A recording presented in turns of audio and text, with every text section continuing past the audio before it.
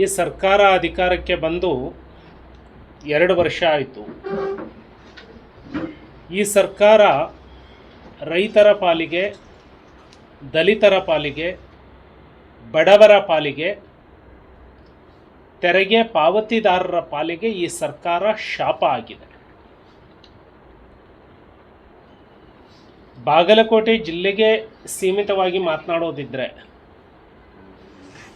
ಸನ್ಮಾನ್ಯ ಅಬಕಾರಿ ಸಚಿವರಾಗಿರುವಂತಹ R B Timmapur ಅವರು ಬಾಗಲಕೋಟೆ ಜನತೆಯ ಪರವಾಗಿ ಸಚಿವರಿಗೆ ನಾನು ಪ್ರಶ್ನೆಯನ್ನು ಕೇಳಲಿಕ್ಕೆ ಬಯಸ್ತೇನೆ.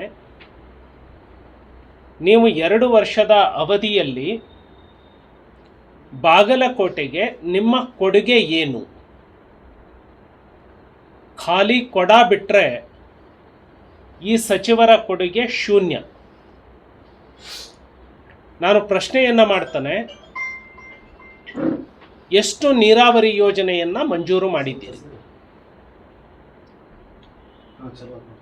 ಈ ಸಚಿವರು ವಸತಿ ರಹಿತರಿಗೆ 2 ವರ್ಷದ ಅವಧಿಯಲ್ಲಿ 1 ಮನೆಯನ್ನು ಮಂಜೂರು ಮಾಡಲಿಕ್ಕೆ ಸಾಧ್ಯ ಆಗಿಲ್ಲ. ನಾನು ಇವರಿಗೆ ಪ್ರಶ್ನೆಯನ್ನು ಮಾಡ್ತಾನೆ, ದಲಿತ ಸಮುದಾಯದಿಂದ ಬಂದಿರುವಂಥವರು ತಾವು ಎಷ್ಟು ದಲಿತರಿಗೆ ಗಂಗಾ ಕಲ್ಯಾಣ ಯೋಜನೆಯನ್ನು ಕೊಟ್ಟಿದ್ದೀರಿ?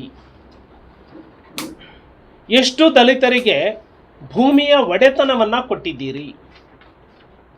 ಎಷ್ಟು ನೀರಾವರಿ ಯೋಜನೆಗಳನ್ನು ಮಾಡಿಸಿದ್ದೀರಿ? ಎಷ್ಟು ಮೊರಾರ್ಜಿ ದೇಸಾಯಿ ಶಾಲೆಗಳನ್ನು ಕಟ್ಟಿದ್ರಿ?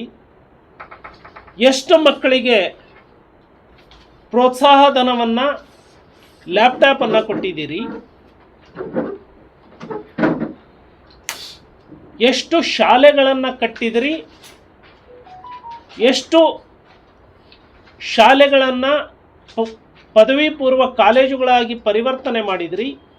ಎಷ್ಟು ಡಿಗ್ರಿ ಕಾಲೇಜುಗಳನ್ನು ತಂದ್ರಿ? ಇದೆಲ್ಲದೂ ಸಾಧನೆ ಶೂನ್ಯ. ಹಾಗಿದ್ರೆ ಸಚಿವರು ಯಾವುದರಲ್ಲಿ ಬ್ಯುಸಿಯಾಗಿದ್ದಾರೆ? ಸಚಿವರು ಸಾರಾಯಿ ಮಾರಾಟ ಮಾಡೋದರಲ್ಲಿ, ಪಾರ್ಟ್ನರ್ಶಿಪ್ ತಗೊಳ್ಳೋದ್ರಲ್ಲಿ ಬ್ಯುಸಿಯಾಗಿದ್ದಾರೆ.